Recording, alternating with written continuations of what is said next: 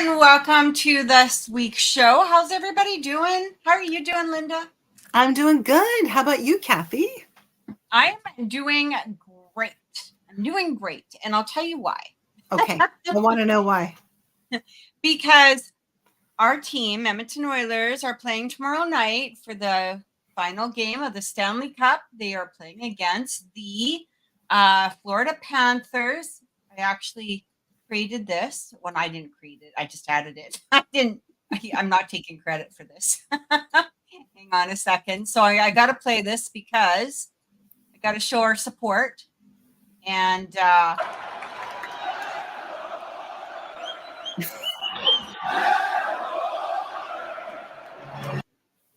am so excited. My son and I are going to the game tomorrow, and I can't wait. And it's going to be so much fun. And yeah, that's what's going on. Nice. Well, it's about time, right? It's about time. It's about time. It's about time. Yeah. We're not going to Florida. Let me specify that. They're playing in Florida. We are going to the Rogers Stadium here in our city, and they're having a watch party. So we get to watch it on that big Jumbotron like you just saw. It's going to be packed. I actually spent 45 minutes trying to get tickets for this yesterday. No kidding. Yeah. So, oh my God. And it was like, you have to refresh and then click. And every time you clicked, it was like, tickets are not available. Tickets are not available.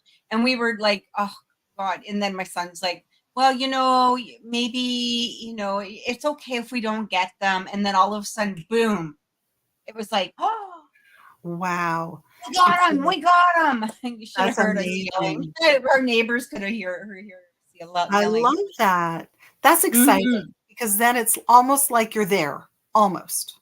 Right. Yeah. Like and it's going to be packed. It's going to be so much fun. And no matter what happens, our team played amazingly this whole season. So we're good. You know what I mean? Like, we're just so excited that they got as far as they did. How are you doing? You know what? I'm doing really well. Everything is kind of crazy at the moment. Lots of stuff going on, but there's always stuff going on in my life. I mean, between, my mom and my daughters who are still living at home and my husband who's still working from home. I mean, can you imagine? 4 years and he's still working at home, not going back to the office, which, I mean, that's fine. It's fine, except that he stole my spot. He stole my office, but that's another story. It's fine. It's fine. It's fine. I can handle it. It's all right. But no, things are good. Things are good. I can't complain. And if I could complain, nobody would listen anyway. I mean, it's just too hot outside. But right? Yeah. But everybody's having this heat wave. So I want it to be cold, and I want it to be closer to that spooky time of the year when we can talk about like all kinds of stuff, like what we're talking about tonight. Well, you know what? We are. And I'm so excited about talking about this today. And I'm okay with it not being Halloween though, because I really like the heat. I love how hot it is outside. Oh. I'm enjoying it. I know it's sweltering for everybody, but I'm loving it. I'm loving it. So what was I going to? So yeah, what we're talking about today: top 10 monsters. This is exciting. Yes. I'm excited to talk about this because, we see these monsters in the movies, we see them on TV, we see them, and there are some legends, as they say, every legend is born from some sort of reality. So we'll leave it at that, and people can make their own opinion. I have my opinions. I'm sure you have your opinions on some of these things. Absolutely. What's that? Absolutely. I think that, some of the scariest monsters aren't even the ones on TV, but that's another story. This is very true. And, we might get to one of those later on. Maybe it's part of the top 10, right? You never know. But yeah, well, you know what? I'm going to start off with one that we are, if you're a Harry Potter fan, you probably have seen this particular monster. And again, it comes from some sort of legend or myth, I guess is the best way to say it. Now, Harry Potter fans would know him as Aragon. Oh God. But his name is actually, or the what he's actually called is Jabba Fofi. Okay, so Oh, Jabba Fofi. And here's another picture of Mr. Jabba Fofi. oh my God. Giant spider. So the interesting thing is, okay, so how did he become created? So in the 1890s, we have Arthur John Sears, and he was attacked and apparently uh by these spiders, and he was bitten by this giant spider and he died. And him and his team, so they were actually in East Africa, so Central and East Africa, and now going into 1938 when it was the Congo, or became the Congo. Yes. We had an English couple come around, and they said that they saw this thing with 5-foot legs, and the legend is that apparently it hides under tree roots. So it will find a large tree, and it will bury like a typical spider will, right, to catch their little insects or whatever. However, this one hides under the roots and it waits for something larger to come along, such as a human Oh, or a deer or an antelope or whatever it is that they have in Africa. I don't, whatever animals are there. But this one waits and comes out and he spins you in a web, and that is the end of that. So the Jabba Fofi is apparently, now the thing is that there are claims of people seeing him now, like even recently, like, but he's apparently deeper into the Congo, so he's not like, it's not something that you're going to come along if you're on, like, let's say, some sort of a safari or African type of just typical adventure, right? Apparently, he's quite deep gone because of just humans killing them or whatever it is. Apparently, they're so interesting enough. whoa. Okay, so your microphone is fading out a little bit. Oh, is that any better? Oh yeah, that's good. Okay, all right. Sorry That's about good. that. That's okay. So you're not going to see him sort of anywhere. He kind of hides. Yeah, like he's not really like one of those that's hanging from a tree and going to come down and snatch you up. Okay. It's more of coming out of underneath the tree and grabbing you and spinning the web really quickly around you. So Great. now, whether or not they build the webs, for things to get caught in, that I'm not sure. I think in that case, to be honest, we would probably have pictures of them. But there are some, if you're really interested in looking them up, there are some videos on the internet that I did see. But to be honest, I didn't really want to play them. They were one of those like 2 or 3 seconds of a video. And I thought, if I saw this giant freaking spider running around the jungle, it's going to be more than 1 or 2 seconds. Like, Yeah. I'm going to like either set up my camera and run like hell and forget about the cost of the camera at some point and just go, Oh my God. or depending on how far away it was, like, you're going to keep recording. It's not going to be 1 or 2 seconds of this video. So that's the way I looked at it. And I just went, you know what, if people are interested, they can look it up. So it's Jabba, Jba, Fofi, Fofi. Oh man. That's Or terrible. giant arachnid. How about that? Giant arachnid. That's terrible. we I'm not scared of spiders at all. Hey, I'm one of those people, like, I rescue them, I take them outside, like, whatever. They don't bother me whatsoever. So we were in the car the other day and my son, he was like, "You're not scared of spiders, right?" And I said, "No, why?" And he's like, "Oh, because there's one on the ceiling." And I, look up, and sure enough, there's this big giant, I think it was like a wolf spider or one of those. Oh jeez. Taking a little nap on the top of the roof there, and he was kind of like, he would, and you're like, "Oh, for God, don't go in my hair. I'm good. Like, just Oh, stay out of my hair." And so we were able to catch him, and I put him into the lid of my coffee cup, and he flew him out. No And way. No way. Well, I wore my spider earrings I just for see you that. then. I Yes. see that. They scare the crap out of me. Spiders have always scared the crap out of me. The bigger the spider, the more I get scared. I mean, the Right. little jumping ones are just annoying, but Yeah. there are some large spiders. And I remember when my sister had gone to Australia, I remember looking up the fact that they have these massive big spiders Mm. that are the size of a dinner plate. And I'm thinking, oh yeah, sure. No, no, no, I'm not going to Australia. Forget that.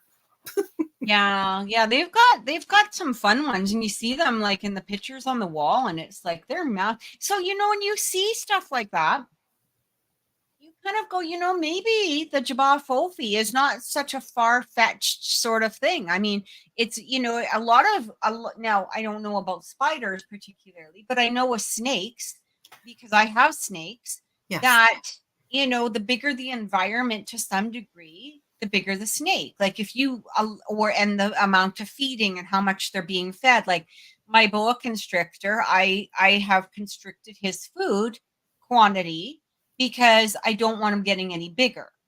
Right. And so he eats once a month. He's very happy. That's all they need to eat, to be honest. But if I was to feed him, like, let's say every 2 weeks, first of all, it can make him really sick. But second of all, he was going to grow more. And we don't need him any bigger than what he is. And he's already like 9 or 10 feet. So he's good where he is. And I don't want him any bigger. And he wouldn't, you know what I mean? So but they can go months and months. Whereas this, I don't know how it works with a spider, but I'm assuming, the bigger the environment that they have, and if they're already a larger type of species and they're growing and they're eating bigger things, maybe it's not so far-fetched. Don't know, hard to say, right? No. And it is terrifying. I mean, in terms of a monster, a giant spider is definitely a scary thing. Yeah, that one I would be scared of. I'm not going to lie. Like I'm not going to bring that home. No, me neither. No. And give it its own little cage and feed it or anything like that. I'm good. I'm good with leaving that one. Yeah. So, what is next? What is our next Mr. Scary Monster? Well, the next scary monster is the werewolf. And we I love the werewolf. We all know what a werewolf looks like, right, Kathy? There we go. There we go. That's pretty scary. So, so a werewolf is basically defined as a man who turns into a wolf at night and devours people, animals, or corpses, but returns to human form by day. That's kind of interesting, right? Now, it's defined lycanthropy, which is what it's called. It's defined as either by a curse, so it's instilled upon a person by a curse, or it might be an affliction, which is kind of interesting. And like what kind of affliction? It's interesting because when I looked it up, they did say that there are medical conditions that contribute to a werewolf or a belief in a werewolf, and that could be hypertrichosis. So it means it's a genetic condition in which there's excessive hair growth, right, of the norm. Like so the wolf boy that they used to have in the circus and stuff like that. Exactly, kind of like that. But yeah. So that's part of it. But apparently the transformation occurs with the full moon, or that's what, of course, the the legend of the werewolf dictates, that it happens during a full moon. And it's interesting because some people way back when were thought to perhaps be a werewolf because of certain physical traits. So you ready for this? Yeah. So if you saw a person with a unibrow, so that could mean okay. That could mean that maybe that person might be a werewolf. Curved fingernails, which is kind of interesting. Low set ears. Of course. A Yeah. Yeah. Swinging Stride, which I thought was an interesting one. I mean, I keep thinking, Warren Zevon and Werewolves of London, right? I don't know. What do you think? Well, as far as believing in them, Yes. that I'm not sure about, to be honest. But I will tell you, this was probably for me what really got me excited about werewolves. I love werewolves. I think that they're fascinating, not all the way from Sherlock Holmes, to this. And when I saw this movie, I thought this was the best werewolf Okay. transformation scene ever. This was just how I felt about it. I thought it was bloody amazing. I'm not going to show the whole thing just for, time, but I thought that this was amazing. Oh, oh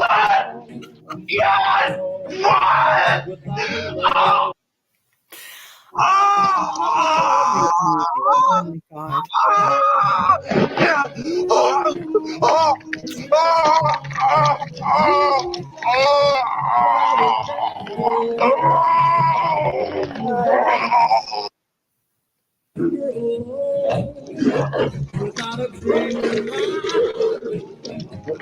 I mean, you got to admit this is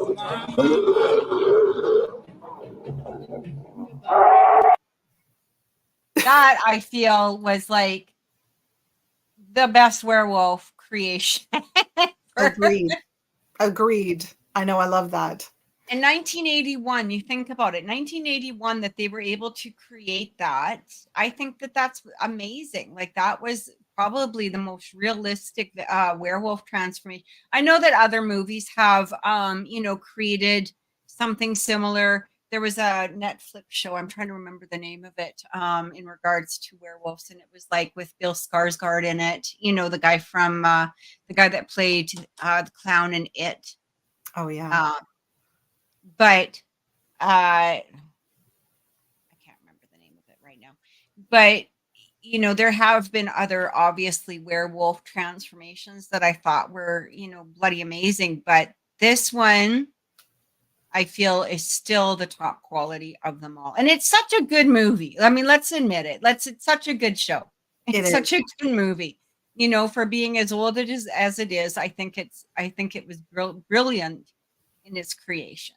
Oh, for sure. For sure. And there's certain things on TV even now, on streaming that you can watch that talk about werewolves and vampires, because What We Do in the Shadows, I was really addicted to that show for a long time, and they do have sort of the Society of Werewolves on that particular show, and the way that they're portrayed is kind of interesting. And I did go to school with someone who claimed to have seen a werewolf, which I thought was really funny. That would be cool. It was. And I wanted to say, like, was it a friend that you talked to? Yeah. I want details. Yeah, they're scary. Well, werewolves are scary. I don't know. They are. So they are scary. I mean, if you think about it, here's the thing with werewolves is that you never know who they are. Right. You will never know who a werewolf is until they're actually killed. True. That is true. And when they're killed and they revert back to their original look, their original human body. Yes. You would never know. And the only way to kill a werewolf is through the silver bullet. So it's not like very many people are carrying around a silver bullet. No. And in Canada, no, we don't even have guns. So even if you had a... No, that's right. Those were apparently all taken away from us except for the criminals. Yes. Who are still allowed to have them. Yes. But, if you were a farmer and, you saw a werewolf running around, well, I guess you're shit out of luck. So I think we're still allowed shotguns or something. Oh, I know. We're still allowed those, but so who's our next monster, Kathy? Our next monster. Yes. Is from Bram Stoker. Oh. Suck your blood. we got the vampire. So now I love the vampire. And, I'll tell you, I probably every version that's out there in some form or another, I have, watched or read or whatever it is. The vampire for me, not this vampire, however.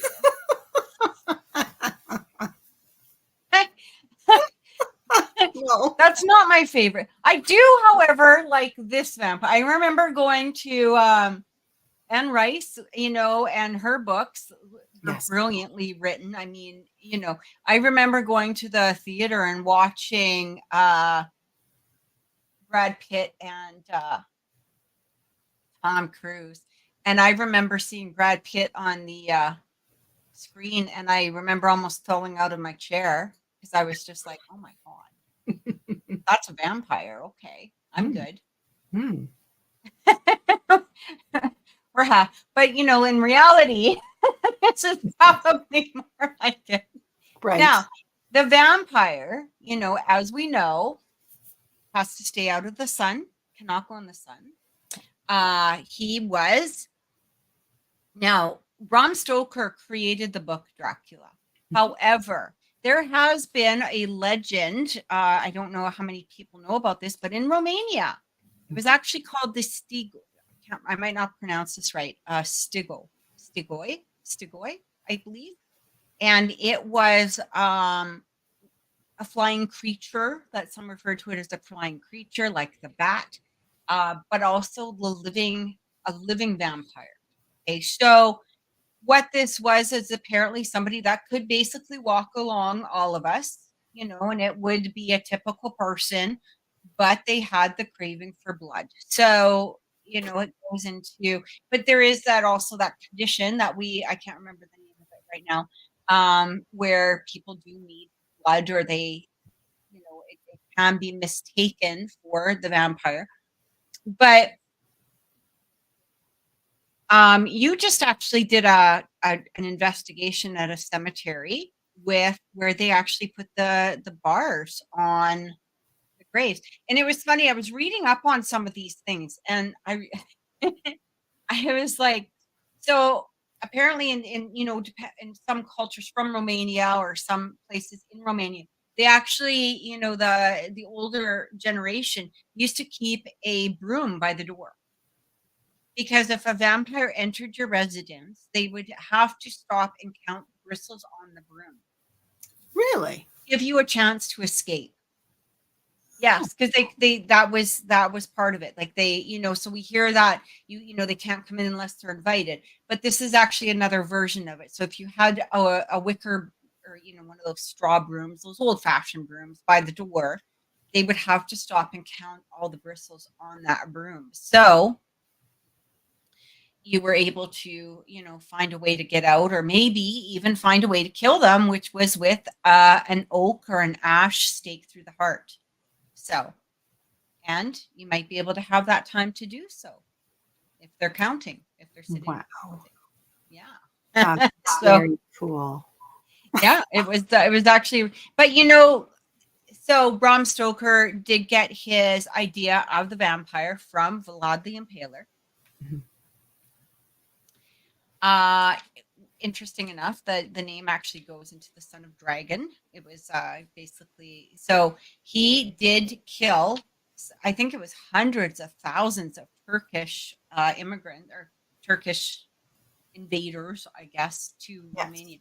And some people in Romania, they actually revered him simply because of the fact that he did keep a lot of invasions happening. Like a lot of people, a lot of invaders just left. Like they would see these hundreds of thousands of people, 20,000 people on these stakes. That's exactly what he did, is he impaled them, and they would turn around and go. They weren't going to fight somebody that was going to do something. What a horrible way to die, right? So that actually stopped a lot of invasions for him, or for the country.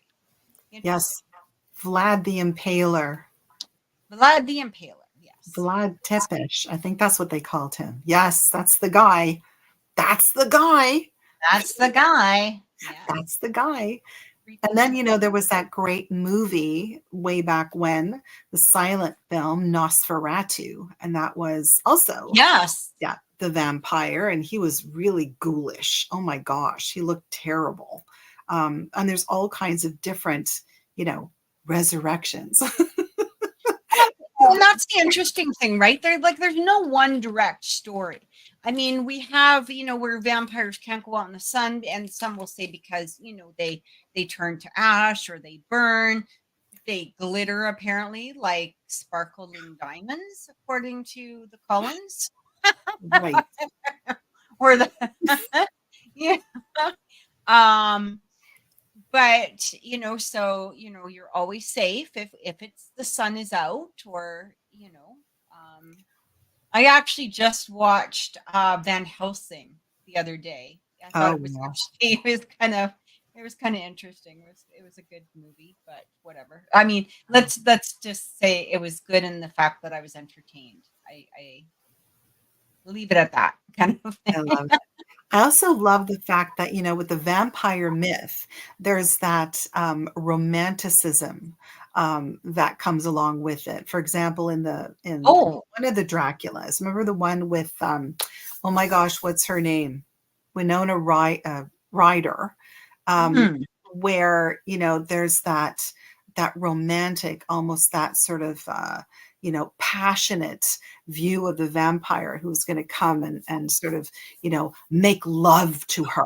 And that's what it was all about. It was that passionate thing that, I don't know what it was. It was that romanticized notion about a vampire. It wasn't scary to them. It was, passionate, right? So that vampire has that mystique about it as well, that it's not just scary, but it's also kind of romantic at the same time. There's a call of the vampire. Mr. Gary Oldman who played. Yes. Yeah, that was actually that. You know what? That was actually a brilliant movie. To be honest, It's one of those though that I couldn't really. I didn't really get into all of them. Actually, it was a really good movie. There was also one with what's his name? Luke Evans, I think his name is. Hmm. I I'm don't trying to remember that. remember. But I really liked that one. Just give me a second. Yeah, Luke Evans, and he played Dracula. Hmm. Dracula Untold was the name of the, Ooh. and it's actually a pretty good one. I didn't mind it. I was hoping for a second one to come out, but they did not do that, so that's too bad. But it was good. Yeah. It was good. There Yeah. were some great ones. I mean, I loved the Leslie Nielsen one. Remember that one? The spoof? I think it Oh was yeah. Love at First Bite or something like that. That was hilarious. I love that one too. And what comes after the vampire? Well, what comes after the vampire is the banshee. I love the banshee. Banshee. Yeah, that's a cool one. That one is kind of scary. I know you've got a picture of a banshee there, which I is do. I pretty do. frightening, actually. And that's this female spirit in Irish folklore who heralds the death of a family member. There you go. Usually by screaming, wailing, or shrieking. There you go. And you know what?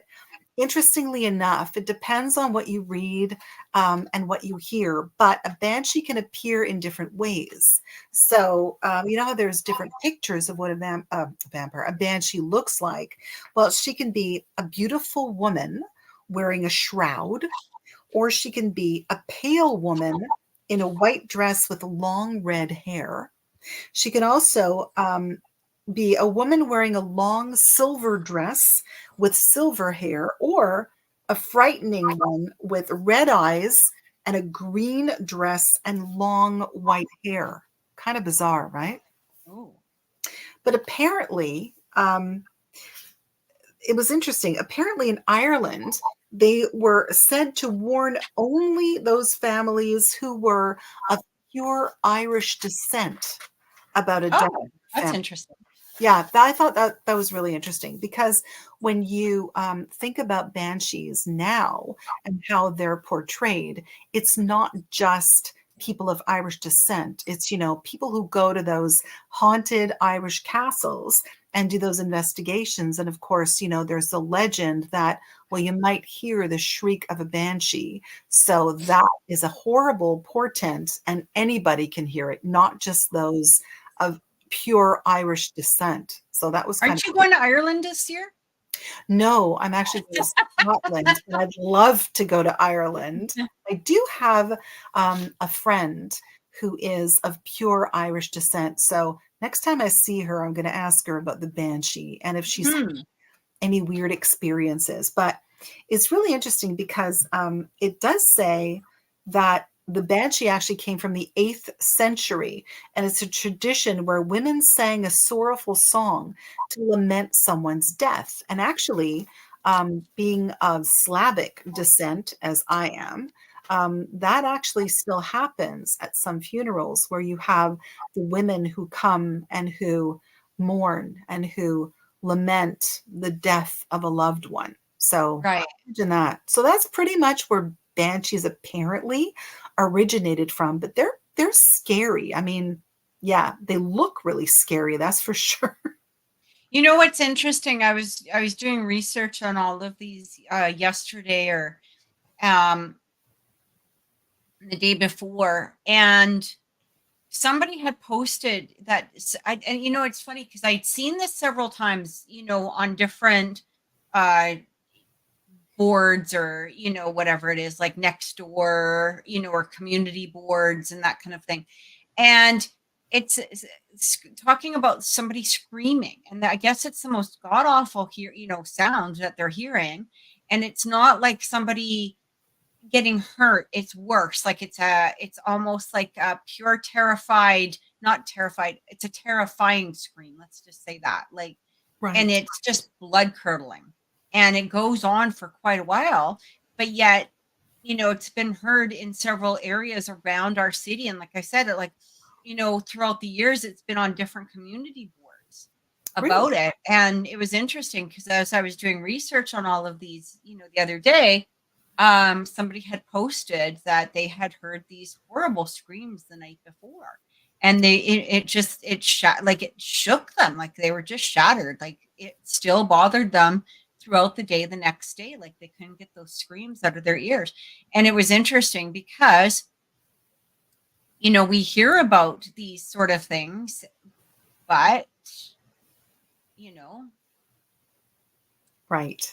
we don't know what to do with them. how No, do you how do you investigate that? You know what I mean? Like that's the interesting part. It's hard to kind of investigate without knowing exactly where we're going within that area. And when you have a large city and it could be like you don't want to take that risk of getting yourself injured as sure. well, right? That's I guess maybe fascinating. if it was a small town or, someplace that you could easily get to, it would be different, but I don't know. But going into women, speaking of women, we got another woman here who is quite a scary little thing. And she is called the Churel. And Ooh, I'm just gonna try to find a picture of her here. Just I think I've got one. the Chirel. Her. The Churel. I think this is her. No, that might not be her. Here she is. So she can look gorgeous like this one. I think she's pretty gorgeous. Or she can come back and look quite old and hideous, but you can tell a Churel because her feet are backwards. What? Her feet are backwards. And the reason that her feet are backwards is because she wants you to believe that she's going the other way. So if you're being chased by the trail and then you're not being chased anymore, you might see that her feet are going in a direction that's away from you. However, pretty much you're already gone because of the fact that that was actually her coming towards you. Ooh, that's scary. Yeah, and the trail was actually she's a creation. So she's not really particularly mystical creature that was created out of nothing, I guess it would be similar to like a vampire. A vampire is created, and they say that, it's by the blood, like, or by a bite. Same with a werewolf, right? You Yeah. get bit and you change into a werewolf. Well, so is the Trell, except the Trell is actually created or born from a wounded woman. So this could be somebody like a woman who is, killed through possibly abuse. I like this. Okay. Eek, yeah. Very much eek. Yeah, so she's born out of, let's say an abusive woman. Okay. Or a murder victim, a woman that was a murder victim who is seeking revenge. That would be a Trell. Now, the other interesting thing is that another woman. So let's say there's another lady who is getting abused or has abusive spouse. They can call upon a Trell Oh. to come and take care of their spouse for them. Oh, kind of like a hitman. Like a hitman, except a mystical hitman. Mm. And they can perform a spell, or they can perform a chant or whatever, some sort of make an offer to, but they can call upon the Trell to come and take care of this spouse for them. Now, there have been accounts of the Trell actually taking care of the entire family. So it's not just the spouse, but it could be the entire family. Let's just say if nobody has helped her or supported her throughout her abusive time. So let's say the husband's family, let's say she's appealed to the husband's family or her own family for help, or friends, or other, and they ignored her, or let's just be honest, like, get over it, or just leave, or whatever it is, like whatever it is that we say to abuse victims, right? Yes. Or ignorant people say to abuse victims, right? Basically, she can call upon the Trell, and it will, if she wishes, take care of that entire family for her, or the friends, or whatever it is. So basically, she's placing a hit upon everyone. That's pretty cool. I'd never heard of that before. Yeah, it's a very interesting. I actually really enjoyed reading about that. It was kind of cool, because Yeah.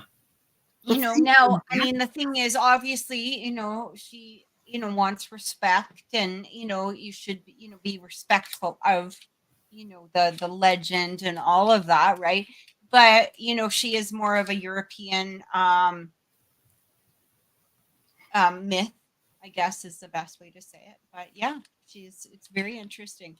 And I really like the feet backwards, because I thought that was kind of interesting that we hear about that, with the feet were backwards. But it's interesting too, is I have a friend that was actually from Jamaica. Now, I mean, maybe somebody can verify this for me, but apparently, maybe it's not called a Trell, but I did hear about a mystical creature that is in more of the dense area of like the jungle or forest or whatever it is, that does it is a creature that does have its feet on backwards as well.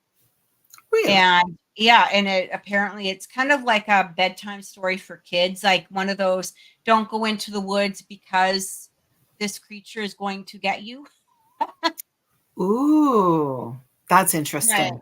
Yeah. That's And really so yeah, but I found it really interesting. And yeah, there's not a lot about her though. So I didn't get like a lot of pictures, or the pictures that I did find, I wasn't able to put them onto StreamYard, unfortunately, because they were different. Like they weren't JPEGs, they were, whatever, something else. It wasn't, my computer just was not going to put it up there. So I just found that one picture. But yeah, I found her really interesting. That's very cool. I'd Yeah. never heard of And I her. mean, the only people that really should be scared of her are those that are abusive towards women. I love that. Oh, sorry. Wow. Wow. So all you people out there, that are abusive, you watch it because Yeah, yeah, that's true. All they have to do is call them up. How You do you never spell it? know. How do you spell it, Kathy? Churel. Wow. That's very cool. I like it.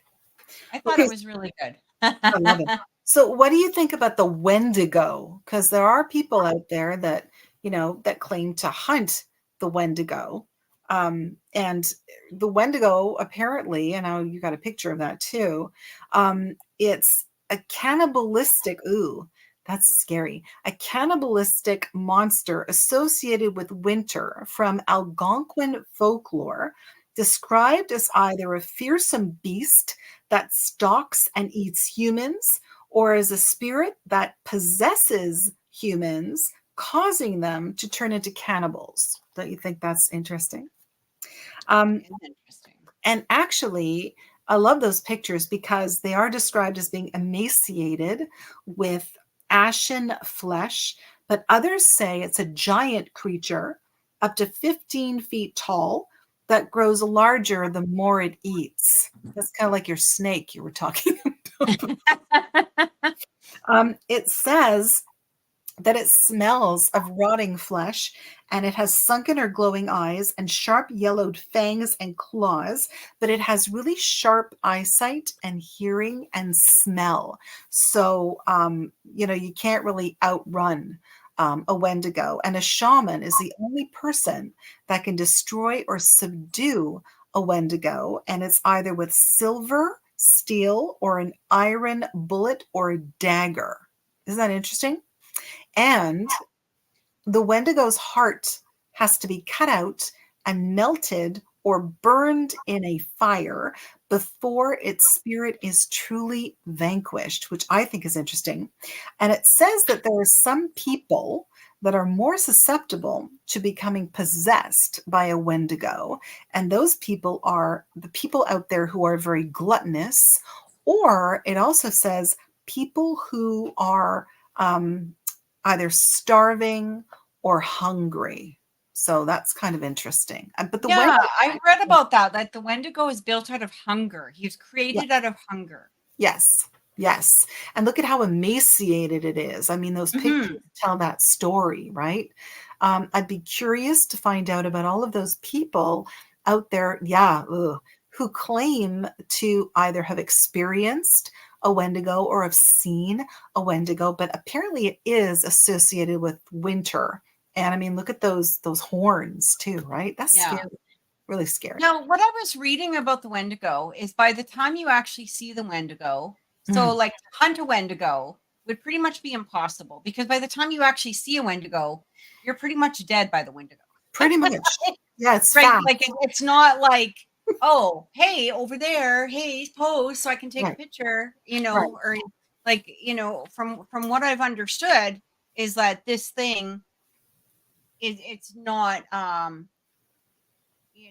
it pretty much takes care of you pretty Yeah. immediately. It's actually one of the interesting things I was I was thinking about you when I was when I was researching this one too. Is apparently they're quite common around the Great Lakes. Yes. So around Ontario and into like Washington, that kind of thing. Yeah. All of those that area, fun stuff. Yeah. Right? They're very fast. You're right. It's kind of like, oh, there's a wet, and then you're gone. So you can't really. Yeah, like you're not, it's not like you have a lot of time to, but like you said, I think that I think you had said that is the, in order to kill it, you've got to, apparently it's got an icy heart, and Yes. so if you can get the heart out and put it into the fire, it's good, Right. but you can't, how do you get close to a Wendigo?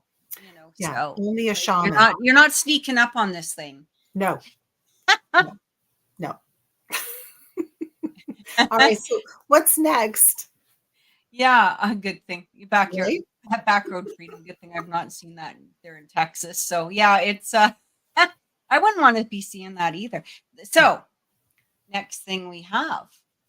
What is next? Well, this is what we were talking about earlier that I don't want growing anymore.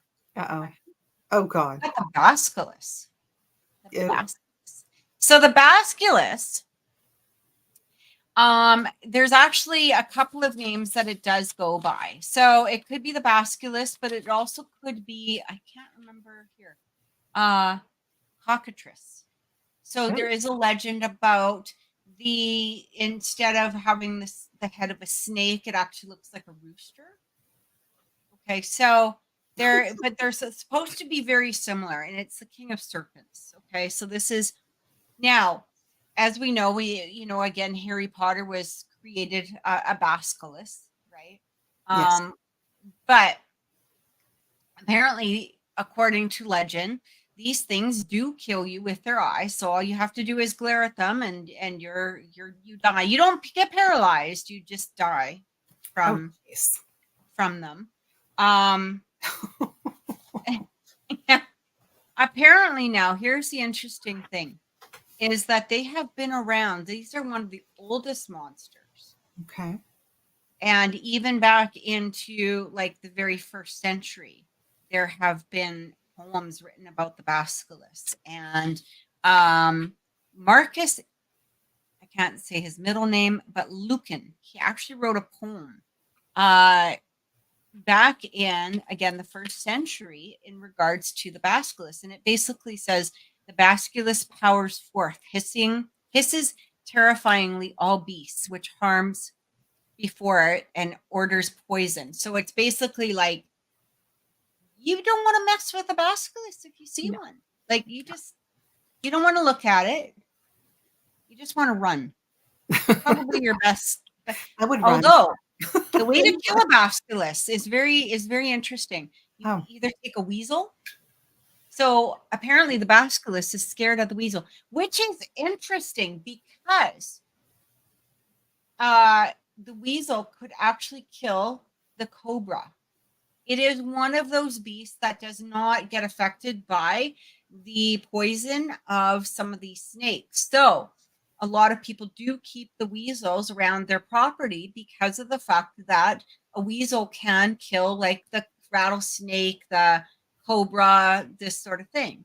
And so it's interesting because, even back in the very first century, weasels were known to scare the basilisk. Now, it didn't really need to do anything to the basilisk. It was just that the basilisk saw it and just died. It was like, okay, I'm scared of you. Boom.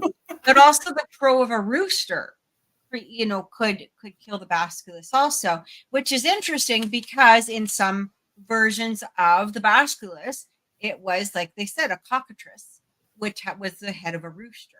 So I couldn't really find an explanation for that. Like, how does a rooster kill a rooster? that's weird. So, but from what I'm understanding is it was basically, the snake version um was more the killing of the, through the um through the roosters, cockadoodle doo kind of thing is The crow. weirdest. That's so weird. You wonder where some of that stuff comes from, don't you? Right? Yeah. Like, how did you create this? Like, where in the head did this, now he can also summon other snakes, which I found really interesting. So Okay. he's the king of the serpents. So, yeah, if he needs help or something along that line, Oh God. he can That's like a summon other snakes snakes. on a plane type thing. I don't like that. No thanks. Right? He's very interesting. He's very interesting. Ew. I'm sorry, but that just reminds me of like movies like Anaconda or something like that. I'm sorry. Snakes to me are totally scary. I know you have one. And I keep have us two of safe. them actually. I was gonna yeah, so I have the boa, and then I also have a python. Oh my God. He's just she's a sweetheart though. She's a pure sweetheart. I adore her. But she but it's interesting, right? Because with this particular one, now the boa I don't really take out and spend time with or anything like that, because of the fact that he's big enough that he could kill an alligator right now very easily. So Whoa. um you don't want to, you don't really want to mess with him. You know, he gets fed and he gets attention as much as possible, but that's snakes like to be left alone. Yeah, I would think Leave so. him alone. We're good with leaving him alone, you I would know? think so.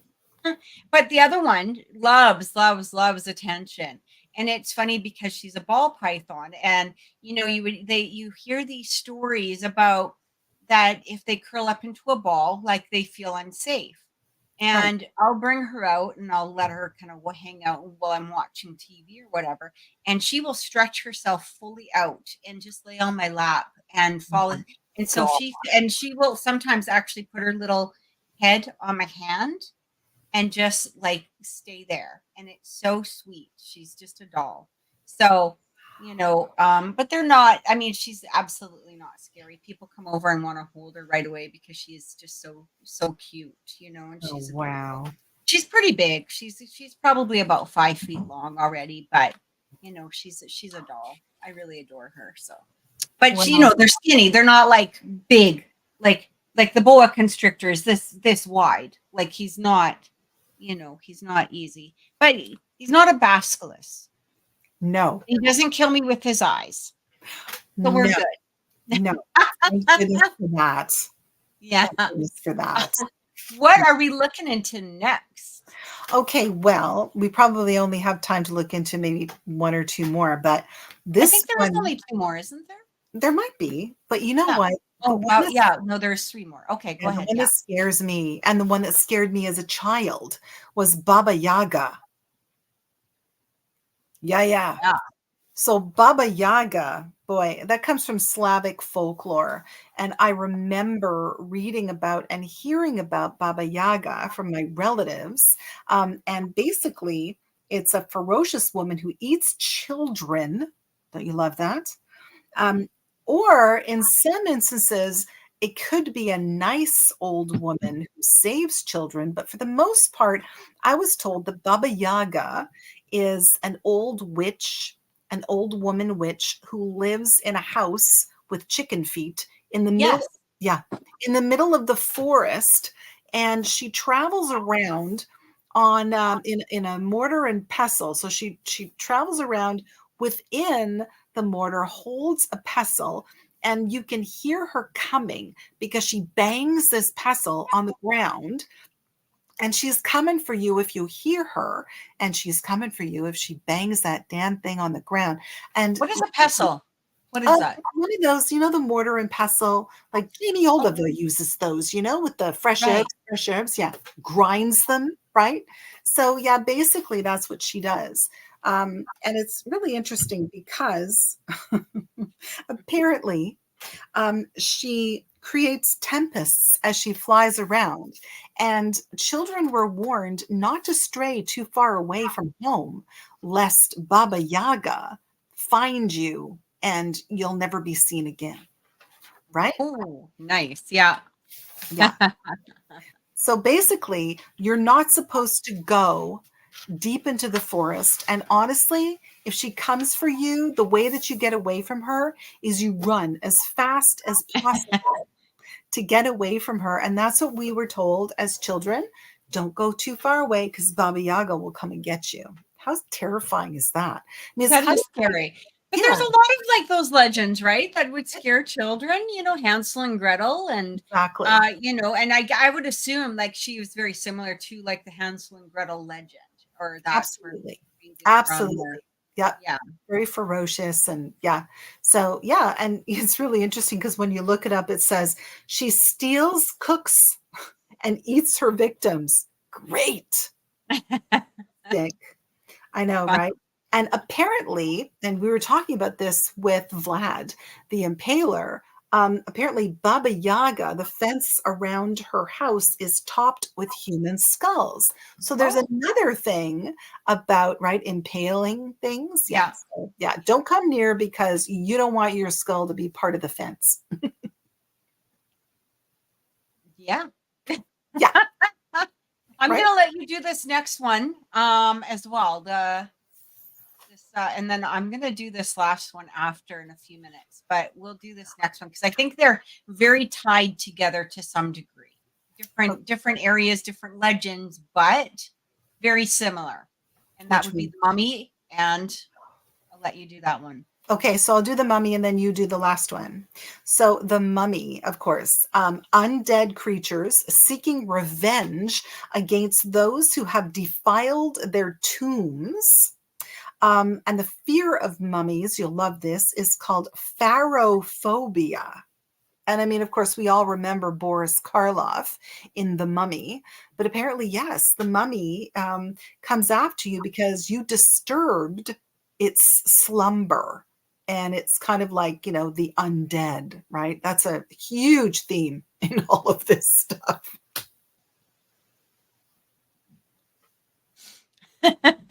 You. Yeah, absolutely. Absolutely. Oh, yeah. Terrifying.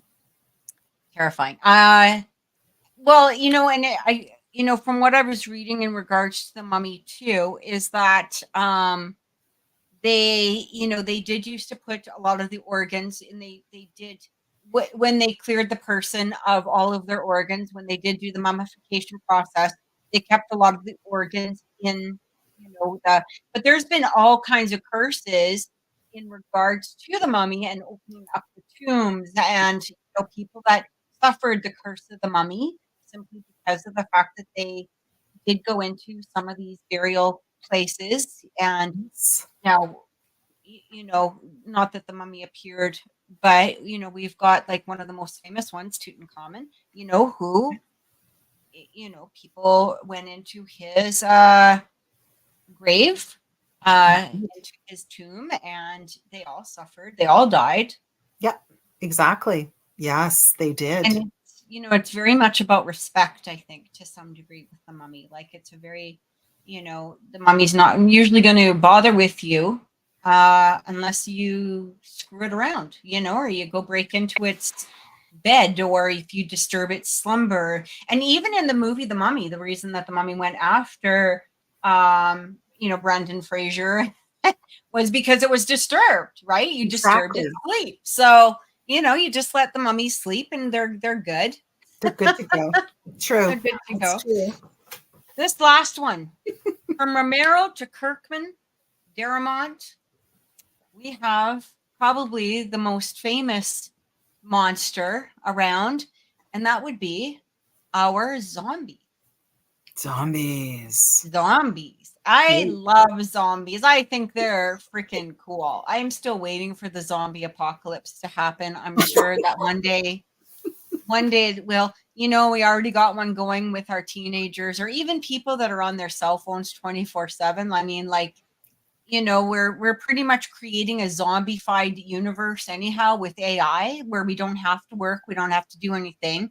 We just basically, say whatever we want, and AI now creates it. And that's pretty much on the, the scope of, or the beginning of the zombie universe, right? Like, we're not that far away from it. So now it's interesting because all the zombie is created, in the legends, is basically through a virus or a bacteria. Yes. And a few years ago, I was kind of wishing that we would just have a zombies, because we're big. I remember that. I remember that. Hi, Justin, and welcome. Thanks so much. We truly appreciate you subscribing, and we're so grateful that you're watching and that you're enjoying the show. Thanks so much.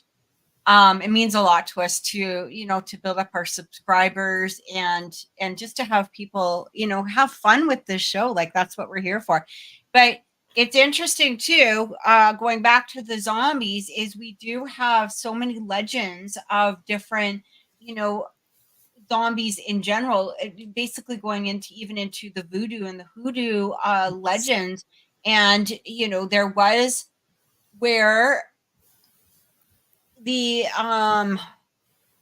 creation of a zombie-like person through, some say it was a spell, but it turns out that a lot of times it was like pufferfish, and just being ingesting that pufferfish, or being ingested by the pufferfish, created a zombie type behavior.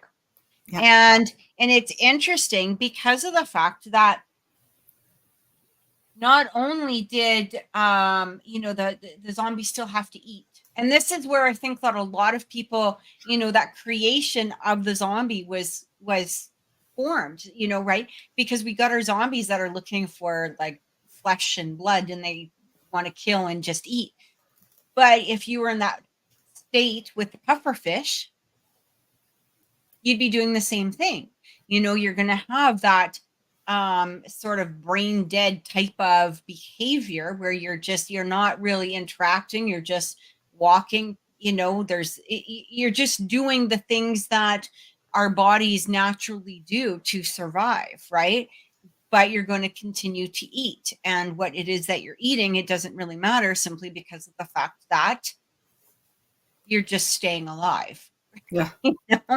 Or continuing. So for me personally, I just find the zombies so fascinating. And of course it can only be killed by, the brain, like, stabbing something through the brain, simply because it is apparently the brain stem that keeps the zombie going and keeps the zombie alive. Now, there's been thousands of different versions and hundreds of different movies and stuff like that. And, if you're a fan of the zombie like me, I would definitely recommend checking out the old Romero films, Evil Dead. And, of course, we've got the Walking Dead, which is brilliant. And I always say, you know what? If there is a zombie apocalypse, you just follow me, because I got it. I got it all. I got it up here. So You're hilarious. So, is that your scariest monster of all the ones that we've been talking about? I'm gonna say, yeah. I feel like that for me, and the Wendigo is probably the scarier of the two. Yeah. The zombie, I think, for sure, because I don't think, like, let's say there was a zombie apocalypse. By the time you even know what's happening, it's really too late to know that it's, like, it would just be like, one of my favorite movies is World War Z, and I love the way that they portrayed the zombie, right? And even how it came about. And I felt like that was there were so many different aspects to the movie that I really truly enjoyed. Yeah. Watching it.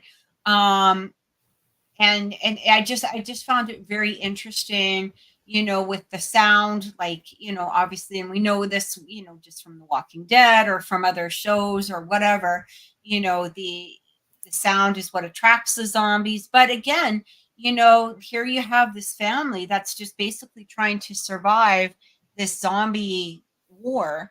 But it had been, they're just having their day, making pancakes, they're making waffles, dad's making waffles. And and then within, a few hours or an hour or so, like, basically the whole world is just right. And I don't know if you've seen World War Z, but I definitely recommend it as a show to watch. I found it really, really good. Yeah, I think it's fascinating, and I think that's probably the scariest thing for me as well, would be the zombies. But I do love the fact that all of these monsters, I mean, they come from somewhere. They come from, yes, legend, but again, when you're talking about all of those quote monsters that they're seeking revenge. Oh, that's so nice. Thank you, Justin. Yeah. That they're Very seeking nice. revenge, or they're doing something that a normal human being might do. Yeah. They come from something and somewhere with deep sort of in the human psyche. So monsters really they hit you to the core. And so this was fun. Thank you for suggesting this, Kathy. Oh yeah, you're so welcome. The other thing is too with monsters is, when if you're someone like like me, I'm also fascinated by serial killers, which is a whole nother thing. You know what I mean? Like, I'm one of those people that all my TV shows are like Criminal Minds or Law and Order or this, and you know what I mean? Like, it's all whatever. But it's funny because you have a chance you have a chance with them. But monsters, Hmm. they're very, you got to have the knowledge. Right.